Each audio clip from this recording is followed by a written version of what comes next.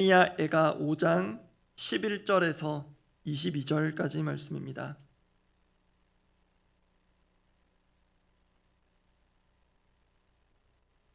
예레미야가 5장 11절부터 22절 끝절까지 말씀 함께 보겠습니다.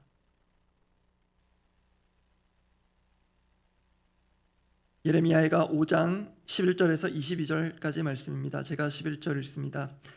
대적들이 시온에서 부녀들을, 유다 각 성읍에서 처녀들을 욕보였나이다. 지도자들은 그들의 손에 매달리고 장로들의 얼굴도 존경을 받지 못하나이다. 청년들이 맷돌을 지며 아이들이 나무를 지다가 엎드러지오며 노인들은 다시 성문에 앉지 못하며 청년들은 다시 노래하지 못하나이다. 우리의 마음에는 기쁨이 그쳤고 우리의 춤은 변하여 슬픔이 되었사오며 우리의 머리에서는 면류관이 떨어져 싸우니 오호라 우리의 범죄 때문이니이다. 이러므로 우리의 마음이 피곤하고 이러므로 우리 눈들이 어두우며 시온산이 황폐하여 여호가 그 안에서 노나이다. 여호와여 주는 영원히 계시오며 주의 보좌는 대대에 이르나이다. 주께서 어찌하여 우리를 영원히 잊으시오며 우리를 이같이 오래 버리시나이까. 여호와여 우리를 주께로 돌이키소서. 그리하시면 우리가 주께로 돌아가겠사오니 우리의 날들을 다시 새롭게 하사 옛적 같게 하옵소서. 주께서 우리를 아주 버리셨사오며 우리에게 진노하심이 참으로 크시니이다. 예레미야가 어느덧 마지막 묵상입니다. 총 5장으로 이루어진 애가의 모든 내용이 중요하겠지만요, 특히 이 5장의 중요성은 묵상을 하면 할수록 커지는 것 같습니다. 그래서 어제 주일 큐티 본문이었던 5장 1절에서 10절 그 전체까지 아울러서 오늘 본문을 묵상하고 함께 기도하고자 합니다. 오늘 나눌 메시지의 제목은 이렇습니다. 회복을 위한 방향전환. 회복을 위한 방향전환. 그 첫 번째입니다. 그들의 회개에서 우리의 회개로입니다. 회복을 위한 방향전환. 그들의 회개에서 우리의 회개로. 예레미야가 마지막 이 5장에서도 한 절 한 절 예루살렘 멸망에 대한 참상, 그 총체적인 난국에 대한 처절한 묘사가 이어집니다. 남녀노소, 각계 각층 예외 없이 구분 없이 인권이 유린됩니다. 사회의 체계도 또 개인의 일상도 파괴되고 무너집니다. 그러한 와중에 중요한 것, 특히 예레미야가 묵상을 마무리하면서 꼭 짚어봐야 할 것은 그 원인에 대한 진단입니다. 쉽게 말해 왜 이런 일들이 일어났는가입니다. 이것은 고통 가운데 처한 사람이라면 누구든지 자연스럽게 떠올릴 만한 질문이기도 합니다. 왜 도대체 이런 일들이 일어나는가? 본문에서 유다 왕국, 특히 하나님의 백성들에게는 왜 이런 일들이 일어나는가? 그 첫 번째 중요한 인식이 어제 큐티 본문 5장 7절에서 확인됩니다. 5장 7절 말씀을 제가 읽어드립니다. 우리의 조상들은 범죄하고 없어졌으며 우리는 그들의 죄악을 담당하였나이다. 멸망의 참상에 대한 기록들이 쭉 이어지다가 이 7절이 등장했습니다. 우리의 조상들은 범죄하고 없어졌으며 우리는 그들의 죄악을 담당하였나이다. 여러분, 이 말이 어떻게 들리십니까? 분명 틀린 말은 아닙니다. 조상들이 범죄했고 우리는 그들의 죄악의 그 열매들을 담당하고 있다. 틀린 말은 아닌데요, 이러한 인식은 또 하나의 질문을 낳습니다. 그 질문은 이것입니다. 그러면 우리는, 지금의 우리는 앞서간 그들로 인한 피해자인가? 피해자일 뿐인가? 라는 질문입니다. 이 점과 관련해서 오늘 본문에 이르면 유다 백성들의 죄에 대한 인식에 중요한 변화가 보입니다. 비교를 위해서 조금 전에 읽어드렸던 7절과 함께 보겠습니다. 제가 다시 7절 읽어드립니다. 우리의 조상들은 범죄하고 없어졌으며 우리는 그들의 죄악을 담당하였나이다. 그리고 오늘 본문 16절입니다. 16절은 함께 읽어보겠습니다. 우리의 머리에서는 면류관이 떨어졌사오니 오라 우리의 범죄 때문이니이다. 이 변화가 보이십니까? 앞서 7절이 아주 틀린 말은 아니라 했습니다. 틀린 말 아닙니다. 그런데 16절로 가니 조금 더 온전한 죄에 대한 인식으로 회개의 고백으로 이어지는 듯 보입니다. 그들의 죄악에서 우리의 범죄로 고백이 바뀌었습니다. 어쩌면 그전까지는 혹자는 나는 아니야, 우리는 잘못이 없다는 듯했던 그 지점에서 이제는 그들이 아니라 우리로 바뀝니다. 우리의 죄악과 범죄로 인함입니다라는 인식의 대전환이 일어난 것으로 보입니다. 여기에는 다각적인 의미가 내포되어 있겠습니다. 먼저는 실제 역사적으로 그 선조들의 범죄, 그로 인한 아픈 현실을 우리의 것으로 인정하고 끌어안고 회개하는 것입니다. 여기에도 귀한 의미가 있습니다. 특히 구약의 여러 인물들이 그렇게 나라를 위해서 기도했는데요, 느헤미야의 회개 기도가 대표적입니다. 느헤미야서 1장 6절 7절을 제가 읽어드립니다.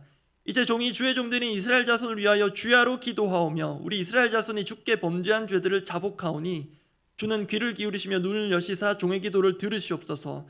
나와 내 아버지의 집이 범죄하여 주를 향하여 크게 악을 행하여 주께서 주의 종 모세에게 명령하신 계명과 율례와 규례를 지키지 아니하였나이다. 느헤미야는 이 당시 페르시아 왕궁에 있었습니다. 그리고 예루살렘에서 이전에 그 사로잡힘을 면하고 남은 자들이 최근에 당한 예루살렘 성이 또 한 번 허물어지고 성문들은 불탔다는 소식을 전해 듣습니다. 같은 민족의 일이긴 하지만 지금 느헤미야는 시간적으로나 공간적으로나 예루살렘 땅에서 벌어지는 비극적인 일에 관여한 바는 없어 보입니다.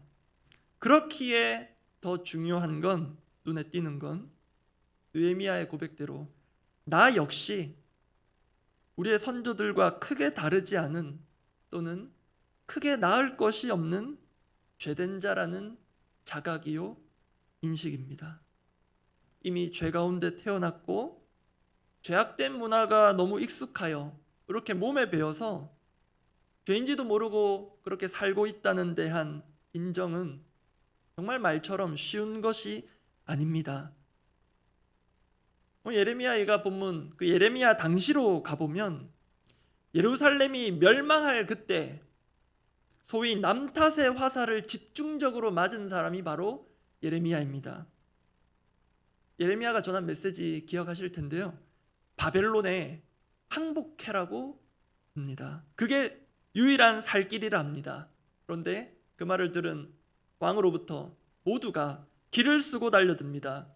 그래서 예레미야를 죽이려고 했고 실제로 죽을 뻔했습니다. 항복 안 하면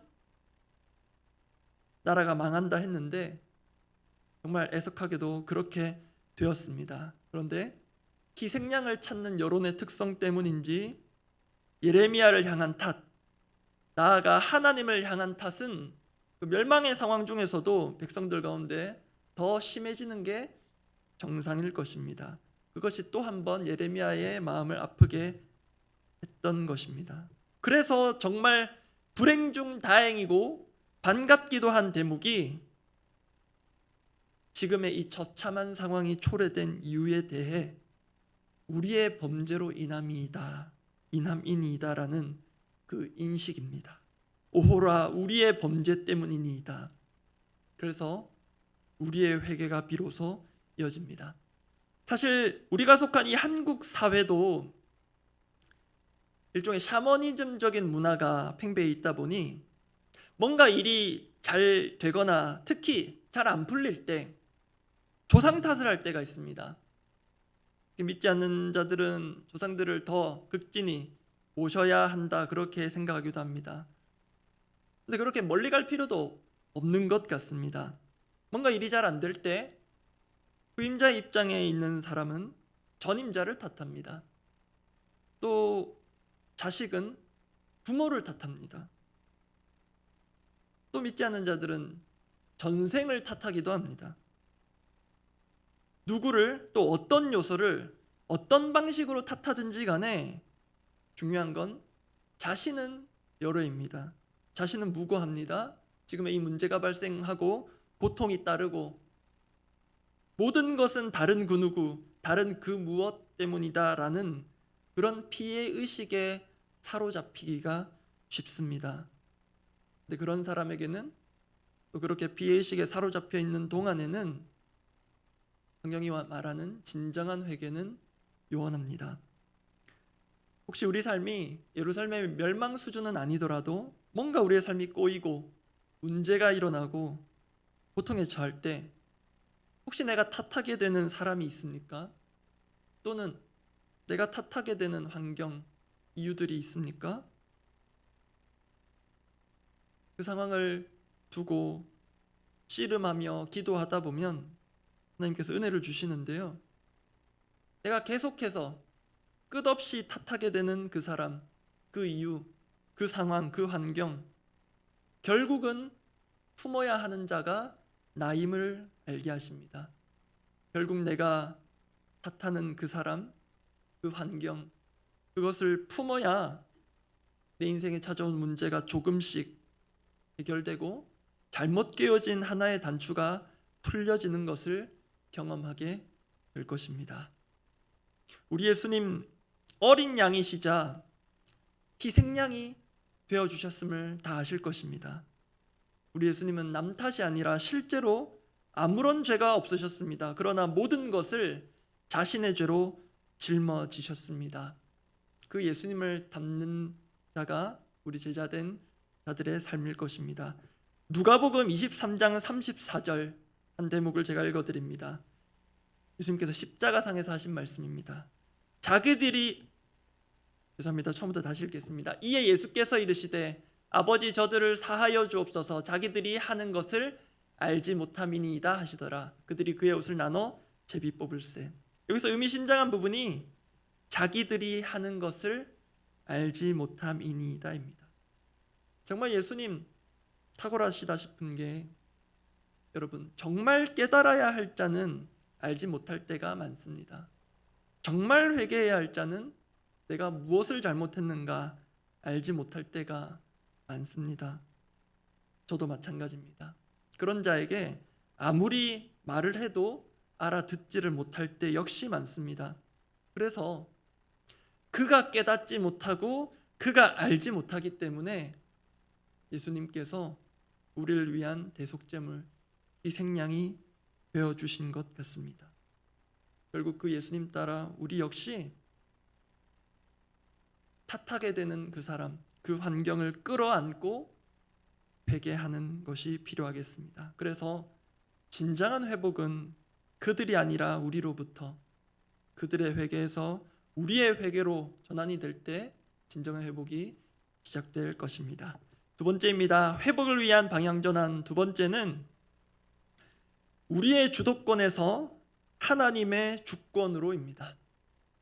우리의 주도권에서 하나님의 주권으로 온전히 이양될 때 우리 삶에 참된 회복이 일어날 것입니다. 앞서 살펴본 대로 의미 있는 그러한 회개의 전환 이후에 뭔가 오늘 본문에 보면 맥락이 자연스럽지 않아 보이는 대목이 있습니다.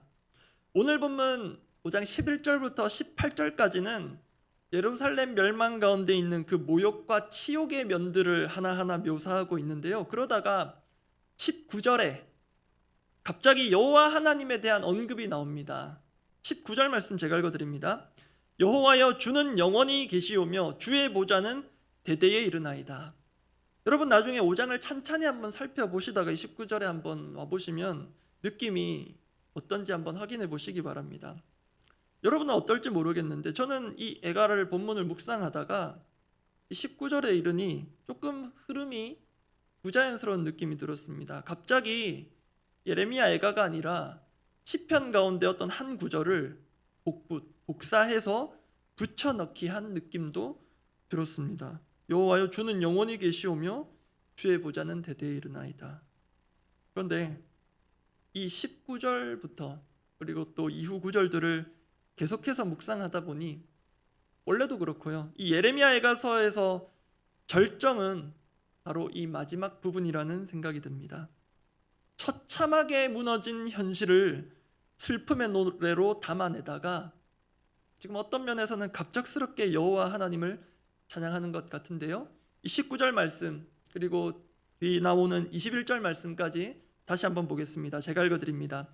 여호와여 주는 영원히 계시오며 주의 보좌는 대대에 이르나이다.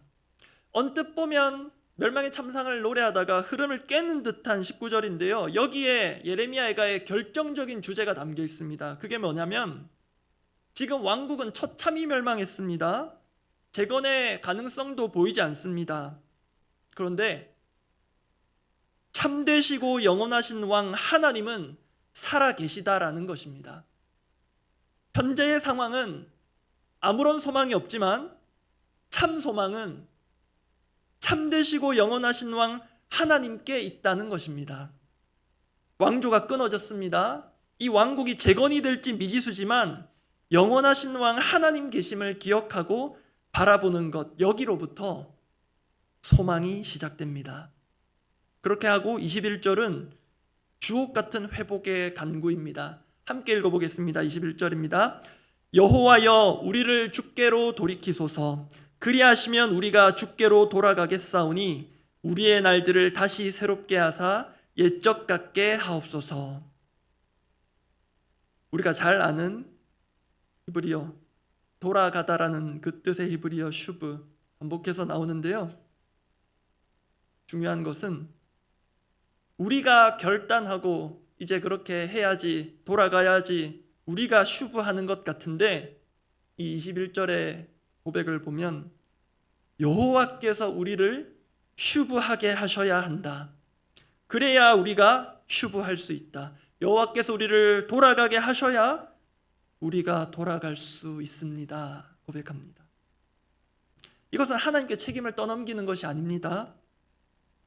주도권이 영원하신 왕 하나님께 있음을 인정하는 것입니다. 우리가 깨닫습니다. 우리가 잘못했군요. 우리가 잘못했습니다.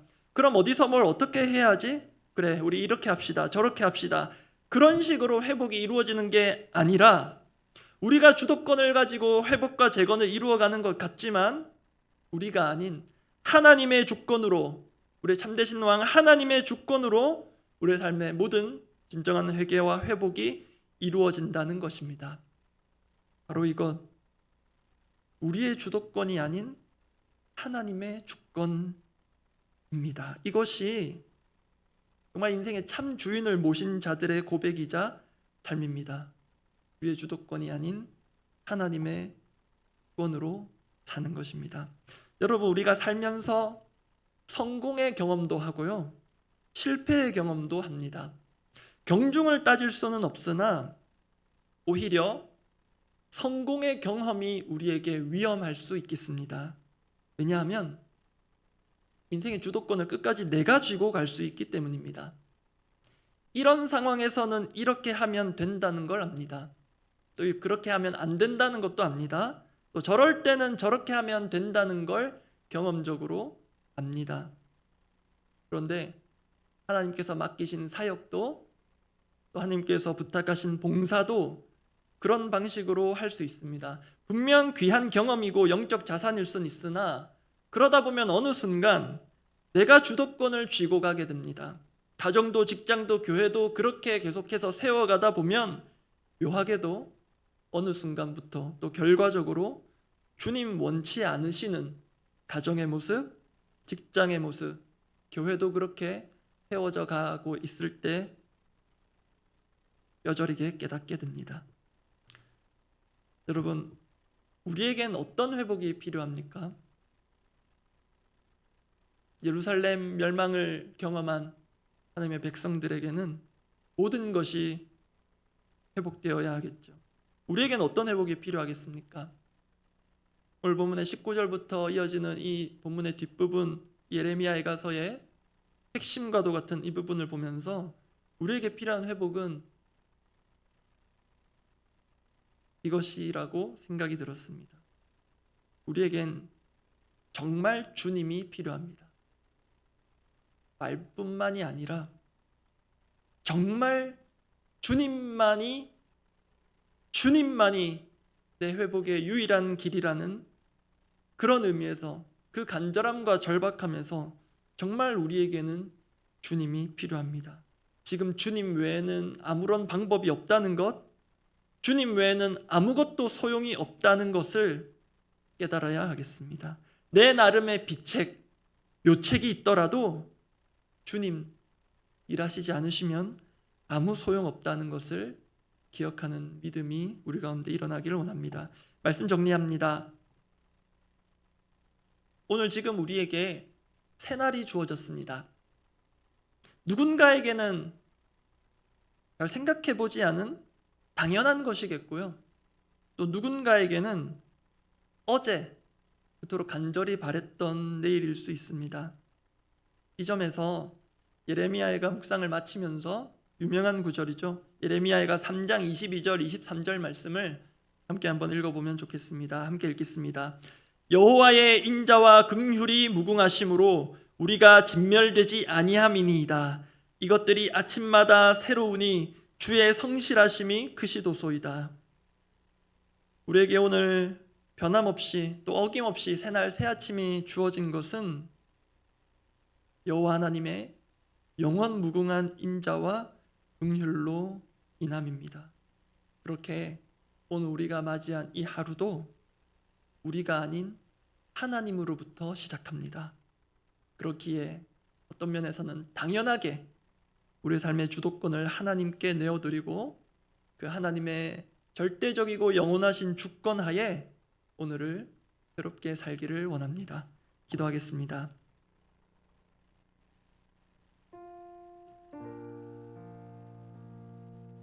예레미야가 5장 19절 흐름을 깨는 듯하지만 정말 중요한 이 결정적인 구절을 다시 한번 읽어드리고 기도하고자 합니다.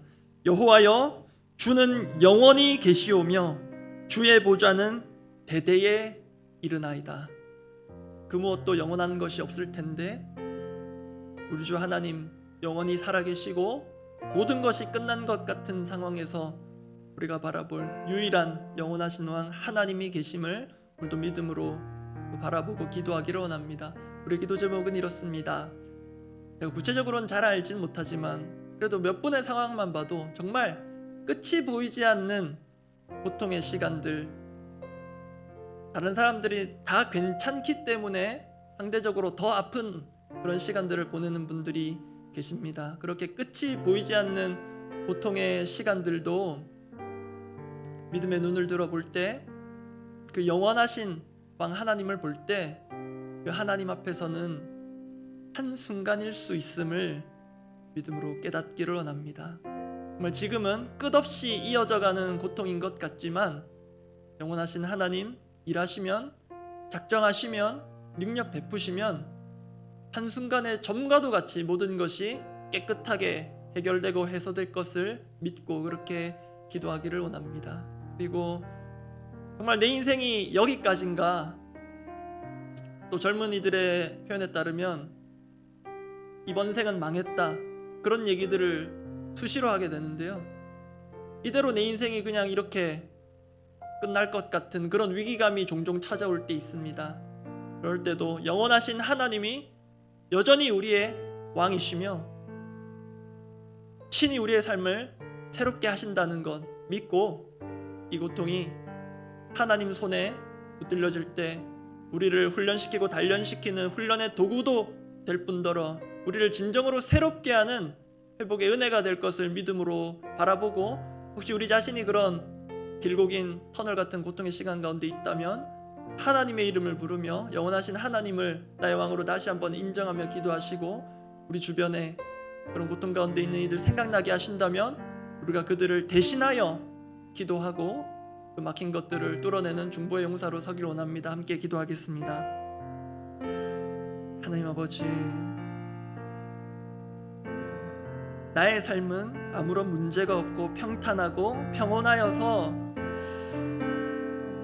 그냥 안일함에 빠져있는 것은 아닌지 주님 돌아보기를 원합니다. 주님, 동시간을 또 동시대를 또 이 같은 환경을 살면서도 어느 누군가는 정말로 지독스러운 고통의 순간에, 고통의 시간에, 환경에 사로잡혀서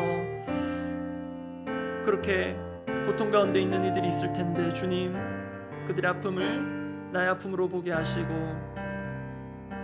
또 그들의 잘못이 혹여라도 있다면 주님 나의 잘못으로도 여기고 끌어안고 회개하는 마음 주시옵소서. 주님, 예수 그리스도의 삶을 바라보며 저들이 하는 것을 알지 못하기에 남 탓을 하고 화살을 쏘며 그렇게 예수 그리스도의 마음의 심장을 다시 한 번도 못 박았던 그들을까지도 품으신 그 예수 그리스도를 보며, 주님 우리의 삶이 뭔가 꼬이고 잘 풀리지 않고 고통 가운데 심란에 처할 때 우리는 늘 다른 누군가를 향하여서 비판과 비난의 화살을 쏘고 다른 그 무엇을 향하여서 탓을 하고 이유를 돌릴 때가 참 많은데, 주님 그러한 모든 화살들을 끊어내고 그런 우리 마음의 모든 탓하는 방향들을 돌려서 주님 그 모든 상황 가운데 나를 통하여서 일하시는 하나님을 보게 하시고, 또 나에게 말씀하시는 하나님 앞에 내가 그 모든 것들을 끌어안을 수 있는 넉넉한 마음을 주시고, 하나님 그렇게 나 자신은 무고하며 모든 상황에서 선하고 옳다는 그런 고집에서 깨어나게 하사 아버지 정말로 참된 회개로 참된 회복으로 나아가는 겸손한 자 되게 하여 주시옵소서. 영원하신 하나님 한 분만 소망이 있음을 바라보고 정말로 절박한 심정으로 하루하루를 버티며 살아가고 있는 우리 성도님들 주님 기억하여 주시고, 그들의 생명을 주님 주장하여 주시고, 우리에게 건강하게 사날이 주어진 것도 주님 하나님으로부터 출발하는 것임을 알게 하사 오늘도 그 하나님의 주권 가운데 우리의 삶을 내어드리고 올려드리고, 나의 성공 방식 공식이 아니라 하나님의 말씀 가운데 내 삶의 모든 순간들을 올려드리고 살아가는 야로 되게 하여 주시옵소서. 우리 공동의 기도 제목을 두고 기도하겠습니다.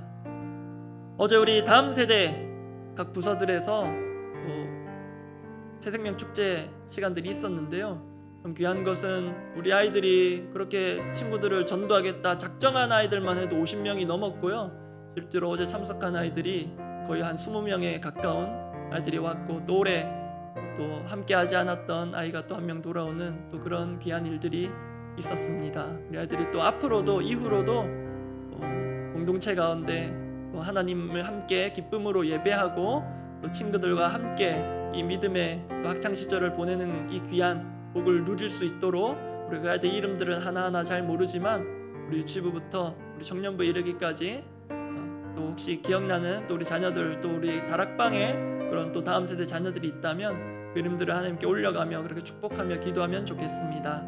그리고 이번 주 토요일에 에너지 취약계층을 위한 연탄 나눔이 있고요, 계속해서 또 이어지는 이웃사랑을 위한 여러 사역들이 있는데, 그 모든 것들을 통해서 정말로 하나님의 사랑이 드러나고 또 그 사랑들을 우리 이웃들이 듬뿍 받는 그런 귀한 사역의 시간들이 되게 해달라고 그렇게 기도해 주시면 감사하겠습니다. 그리고 오늘 오전에 우리 중보기도 그루터기 모임이 있습니다. 제가 알기로는 월요일 오전에 하는 것은 처음인 것 같은데요, 또 특별히 시간을 내어서 또 헌신하고 또 참여하는 우리 모든 중보기도의 또 용사들이 정말로 이 기도의 능력을 경험하는 시간 되게 해달라고 그렇게 또 이 시간을 위해서 중보하고 또 마음으로 또 몸으로 함께 해주시면 감사하겠습니다. 어제 예배 때도 다임 목사님께서 또 기도하자 하셔서 함께 기도했는데요, 정말 하루하루가 기적인 분들이 우리 공동체 안에도 있습니다. 정말로 하나님의 기적 같은 역사 외에는 정말로 방법이 없는, 이미 의사들은 손을 놓은 그런 분들이 있습니다. 우리 위해서 기도할 때 하나님께서 어떻게 역사하실지 우리는 알지 못하나 정말로 하나님만이 우리의 유일한 길입니다라는 그런 간절한 믿음으로 기도할 때 하나님께서 일하시는 것을 우리가 정말 보기를 원합니다. 그렇게 함께 공동의 기도 제목들을 위해서 기도해 주시고 각자 기도하고 돌아가시기 바랍니다. 기도하겠습니다. 아버지, 우리 귀한 다음 세대 아이들에게 또 친구들을 데려와서 함께 예배하고 또 함께 이 교회를 또 누리고 즐길 수 있도록 마음 주심에 감사하고, 또 실제로 많은 아이들이 친구들 따라 또 이곳 공동체를 경험하고 또 축제 같은 시간 보내게 해주심 감사합니다.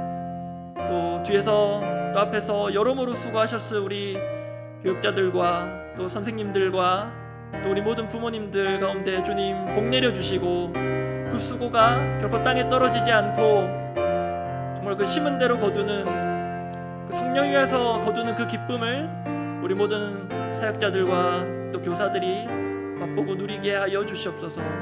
그리고 우리 초대된 이 아이들을 통하여서 또 그들의 부모님 또 가족들이 하나님을 알게 되는 계기가 되고 그렇게 그 가족들이 하나님께로 나아오는 축복의 통로가 되도록 주여 초청된 아이들을 사용하시고 은혜를 더하여 주시옵소서.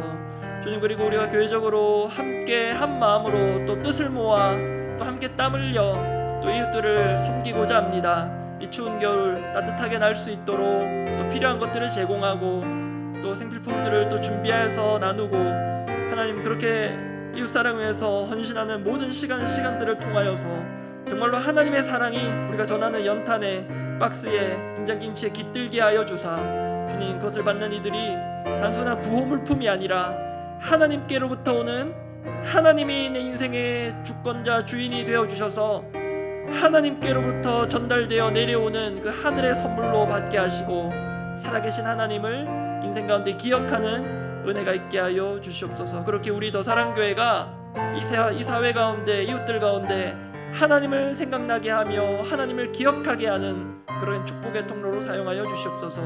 주님, 우리 중보기도부 그루터기 모임이 오늘 가운데 있는데 주님 은혜를 다하여 주사 정말로 하나님 그냥 정기적인 모임 이상의 정말 하나님께서 특별한 역사로 함께 하시며 운행하시며 이 기도를 들으시며 하나님께서 때에 맞게 하나님의 방식으로 일하시는 것을 보게 하시고 하나님 그 감격이 오늘 함께하는 중보기도의 용사들 모두 가운데 있게 하시고 수고하시는 부장님과 여러 임원들과 우리 목사님 하나님 기도의 용사들 가운데 특별한 은혜와 또 복을 선사하여 주사 주님께서 그들의 인생과 그들의 삶에 필요한 모든 기도의 제목들까지 아르지 않은 모든 것들까지 선하게 책임지시고 이끄시는 것을 보고하여 주시옵소서.